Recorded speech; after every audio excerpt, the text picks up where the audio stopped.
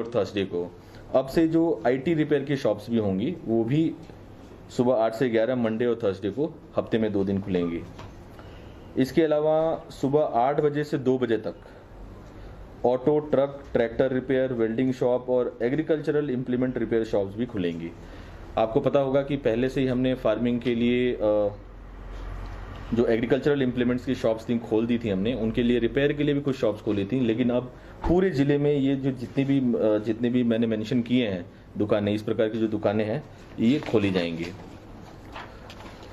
इसके अलावा जो आम तौर पे लोगों की जो मूवमेंट है आम पब्लिक की, वो 8 से 11 ही रखी गई है और लोग निकटतम दुकानों पे ही जाके सर्विसेज लें, ऐसा आदेश किया जा रहा है।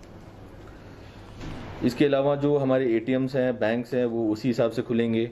फार्मिंग का जो ऑपरेशन है वो उसी हिसाब से चलेगा जिस प्रकार से हमने पहले आदेश निकाला था। लेकिन जो फार्मिंग ऑपरेशंस है, बहुत जगहों से हमें खबर आई थी कि बहुत सारे लोग जो है हमारे कांगड़ा के निचले हिस्से में रहते हैं और उनके जो खेत वगैरह हैं कहीं होली या चंबा में हैं, या चंबा के बहुत सारे लोग हैं जिनके खेत इधर हैं। तो ऐसे में अब प्रोविज़न किया जा रहा है कि फार्मिंग एक्टिविटीज़ के लिए ऑनलाइन अगर पासेस के लिए लोग अप्लाई करते हैं तो उनको आवागमन के लिए जो सुविधा है वो दी जाएगी, ताकि जो फार्मिंग ऑपरेशन है वो सुचारू रूप से पूरे ज़िले में चल सके। इसके अलावा और भी कुछ जो चीज़ें ओपन होने जा रही हैं, उसमें जैसे इंश्योरेंस कंपनीज़ हैं, ये अपना दफ्तर अब खोल सकते हैं। जो ब्रिक किल्न्स हैं ये काम कर सकते हैं। इसके अलावा जो हमारे माइनिंग के ऑपरेशंस हैं वो चालू रहेंगे।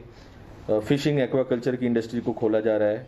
कोरियर सर्विसेज चालू हो जाएंगे और ई-कॉमर्स में सिर्फ और सिर्फ pharmaceutical, baby products, food items और मेडिकल इक्विपमेंट्स अलाउड होगा। इसके अलावा मनरेगा के वर्क्स जो हैं इरिगेशन और वाटर कंजर्वेशन के लिए वो अलाउ किए जा रहे हैं। और इसके अलावा जो भी MHA की गाइडलाइन आई है जो कि आपके साथ अभी शेयर की जाएगी, उसमें जो परमिटेड एक्टिविटीज़ हैं वो साथ शुरू की जा रही हैं।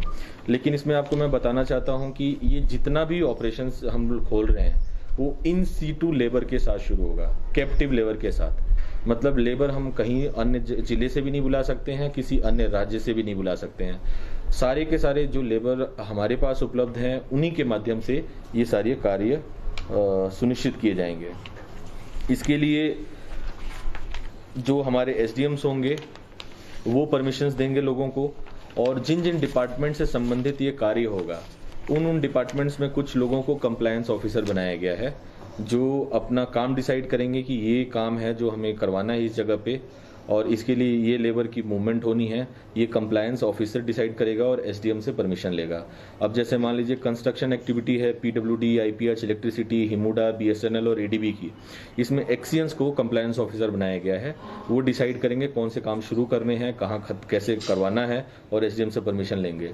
जो ऑपरेशन है ब्रिक किल्न्स का, उसमें DFSC कांगड़ा परमिशन देंगे, कंप्लायंस ऑफिसर होंगे, और जिस एरिया में काम होगा उन कंसर्न्ड SDM से परमिशन ली जाएगी। जो मनरेगा के वर्क्स होंगे वो भी कुछ कैटेगरीज में ही है, सारे मनरेगा के वर्क्स नहीं शुरू हो रहे हैं, उसमें BDOs परमिशन देंगे। जो कंस्ट्रक्शन एक्टिविटी है म्युनिसिपल एरिया में, कमिश्नर MC कंप्लायंस ऑफिसर होंगे। Mines and mineral and production of their transportation activities के लिए district mining officer of the concerned revenue district. इसके अलावा इंडस्ट्रियल यूनिट्स अभी एसेंशियल कैटेगरी में हमने खोला था, अब सारी कैटेगरी में खुलेंगे। उसके लिए जनरल मैनेजर जो GMDIC होंगे वो कंप्लायंस ऑफिसर होंगे, और जहाँ पे इंडस्ट्री खुलेगी परमिशन संबंधित SDM से लिया जाएगा। इसके अलावा बहुत सारी कमर्शियल एंड प्राइवेट एस्टेब्लिशमेंट हैं जो खुलने जा रही हैं, जो MHA की गाइडलाइंस में हैं, और जो अभी आपको गाइडलाइंस के माध्यम से विस्तृत में जानकारी आपको दे दी जाएगी। इसमें डिस्ट्रिक्ट लेबर ऑफिसर जो होंगे वो कंप्लायंस ऑफिसर होंगे, और जहाँ पे भी एक्टिविटी होगी वहाँ के कंसर्न जो SDM होंगे उनके माध्यम से उन कार्यों को करवाया जाएगा। इसमें मैं आपको बता देना चाहता हूँ कि अभी भी जो कर्फ्यू का समय है वो 8 से 11 है, जो रिलैक्सेशन का समय है वो 8 से 11 है। इसके अलावा बिना किसी परमिशन के अगर लोग बाहर घूमते हुए दिखाई नज़र देते हैं और अगर उनके पास वैलिड परमिशन नहीं है तो उनके ऊपर वही कार्रवाई होगी जो अभी तक हम कर रहे थे।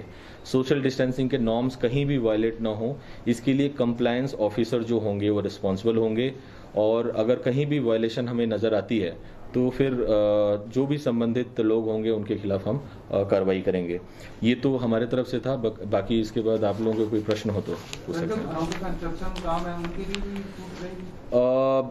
स्पेसिफिक तो ऐसा कोई आदेश आया नहीं है, लेकिन अगर इन सीटू अगर अपने पास लेबर उपलब्ध है, लेबर कहीं से बुलाने की जरूरत नहीं है, किसी परमिशन की जरूरत नहीं है, तो वो जो कार्य है कहीं बीच में छूटा हुआ कार्य है तो उसको आगे बढ़ा सकते हैं लोग। बाइक और कार की सर्विस के लिए वो मैंने बता दिया आपको। ये बहुत सारी जो शॉप्स हैं, जो रिपेयर की शॉप्स हैं, वो खोल दी गई हैं। मोबाइल रिपेयर आईटी शॉप्स हमने बोल दिया, उनको खोल दिया गया है। तो इसमें भी कोई दिक्कत आनी नहीं चाहिए। कई कर्मचारी जिस तरह से एक डिस्ट्रिक्ट से दूसरे डिस्ट्रिक्ट में काम करते हैं, तो उनके लिए किस तरह की? देखिए, अभी भी जो मैं बहुत क्लियर करना चाहता हूँ आप लोगों के माध्यम से कि इस तरह की मूवमेंट पे पूर्णतः रोक है। कोई भी इंटर डिस्ट्रिक्ट और इंटर स्टेट जिन एक्टिविटीज को मैंने बताया, इसके अलावा कि पूर्णतः रोक है और लोगों की मूवमेंट के लिए नहीं ये बनाया गया है। ये इसलिए बनाया गया है कि बहुत सारी हमारी इंडस्ट्रीज थी जो बंद पड़ी हुई थी, बहुत सारी हमारी जो लेबर कांगड़ा में इस वक्त उपलब्ध है उनको कार्य नहीं मिल रहा था और वो खाली बैठे हुए थे और इकॉनमी को एक गति देने की आवश्यकता थी, इसलिए ये सारे प्रावधान किए गए हैं। इसके अलावा जो भी है, जैसा पहले चला था लॉकडाउन के दौरान वैसा ही चलेगा। गारमेंट्स को छूट मिली है? नहीं, इसमें छूट नहीं मिली है। और आपके माध्यम से मैं ये भी क्लियर करना चाहता हूं कि ई कॉमर्स में भी इसकी छूट नहीं मिली है। ई कॉमर्स में भी एसेंशियल आइटम्स को ही, जो ऑलरेडी एसेंशियल आइटम्स की दुकानें खुली हुई हैं, वही एसेंशियल आइटम्स ही ई कॉमर्स के माध्यम से, कोरियर के माध्यम से लोगों के घर तक पहुंच सकती हैं। किसानों का बताया एक करके खेती का काम जैसे खुल गया है या बहुत सारे लोग ऐसे हैं सब जो अपने रिश्तेदारों के गए हुए थे, मायके गए हुए थे, ससुराल वो फंसे हुए हैं।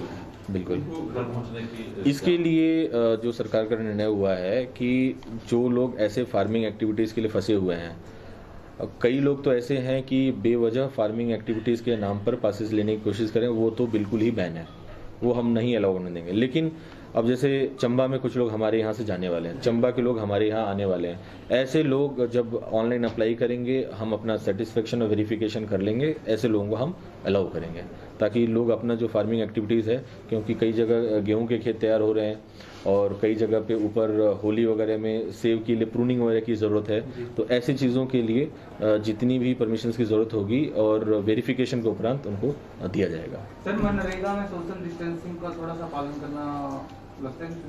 देखिए, ऐसा है कि ये जो बीमारी है, महामारी है, पूरे विश्व में अपना पैर फैला चुकी है और अब न सिर्फ प्रशासन और सरकार की, लोगों की भी जिम्मेदारी है, क्योंकि पूर्णतः बहुत लंबे समय के लिए लोगों को रोका नहीं जा सकता है। इकोनॉमिक एक्टिविटीज़ होनी बहुत ज़रूरी है ताकि लोगों को पैसा मिले, लोग अपना जो दिनचर्या है उसे चला सकें।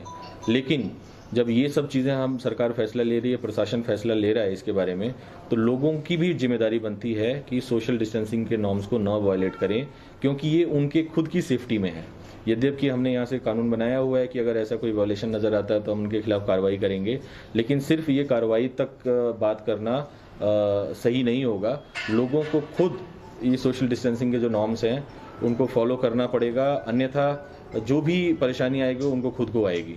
तो अपने आप को बचाने के लिए, अपने परिवार को बचाने के लिए स्वतः लोग सोशल डिस्टेंसिंग के नॉर्म्स को फॉलो करें, यही बेस्ट और आइडियल सिचुएशन होगी आने वाले लंबे समय के लिए। सर, सीमेंट की दुकानें खुलेंगी क्योंकि कंस्ट्रक्शन का काम जो ज़्यादा? देखिए, इसमें स्पेसिफिकली कहीं भी हार्डवेयर शॉप्स खोलने की बात नहीं कही गई ऑर्डर में, और जो मैंने भी सरकार से, गवर्नमेंट ऑफ इंडिया में जब इस मुद्दे पे मैंने चर्चा की, तो केस टू केस बेसिस पे, जहाँ पे कंस्ट्रक्शन का काम चला है, केस टू केस बेसिस पे सामान दुकान खुलवा कर ले जा सकते हैं, लेकिन उनको पूरी तरह से जैसे 8 से 11 की जो छूट हमने बाकी शॉप्स के लिए दी, वो ऐसी छूट नहीं है।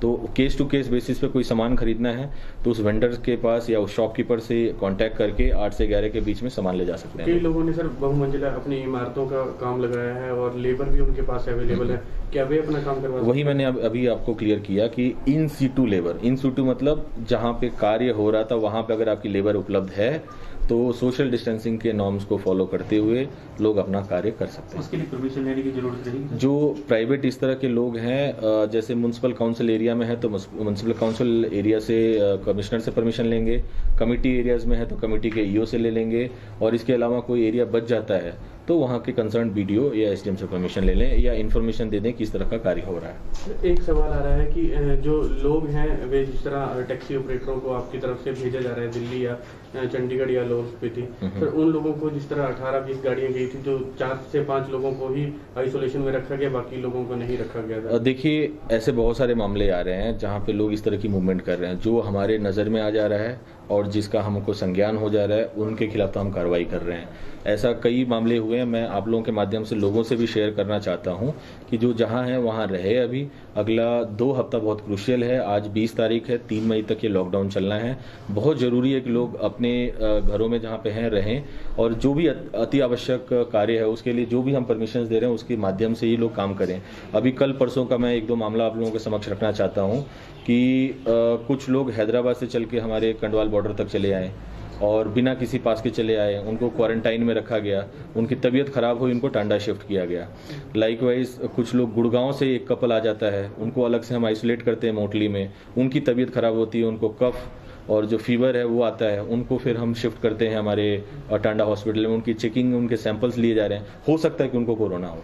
तो इसीलिए मेरी आप लोगों के माध्यम से सारे कांगड़ा वासियों से अनुरोध है कि ऐसे बाहर से जो लोग भी आ रहे हैं उनको पहले तो मना करें, और आ गए हैं तो इन्फॉर्मेशन दें, क्योंकि अगर ये महामारी फैलेगी, और ये इम्पोर्टेड ही है।